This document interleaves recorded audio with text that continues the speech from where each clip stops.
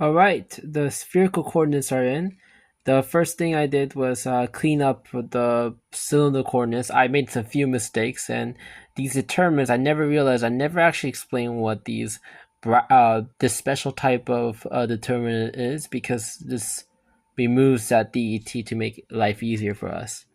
I did one question with the cylinder coordinates, and we move on to spherical coordinates. And we might go back to cylinder coordinates when we do a question, but here is the spherical coordinates. As you can see, I removed a lot of the details because I think it's sufficient that I explained a lot of the details here. I might actually still do it again. The R sign date, this thing is the hardest part. And I'll be honest here. There's many different versions of this. A lot of times what happens is that these two change because it's your decision to use data or phi on which section.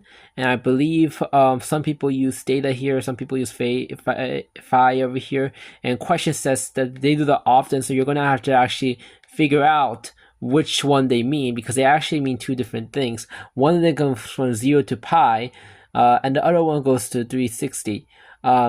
And this matters about the direction. It shows you which way is going to be attacked and which way is going to be easier for you to do a certain type of integral or derivative or certain so on and so on. So you want to know where you're attacking to make life easier for yourself. Because if it's going to be spherical like this 360, well, then you don't want the direction to be this way, because then you're going to have to do an integral very weird. But if you have a vector field like this attacking, then you have a direction that's going this way, so it's easier for you to do a 0 to pi integral than the confusing integral when you do it this way, because it gets messy then. And maybe I should explain how I got R sine data. And that one's a little bit harder, but once you realize that this data is changing with this, it makes sense. But I guess this one I will have to explain a little bit. I'll do that later. But yeah, so far, I think you get what I mean. All right.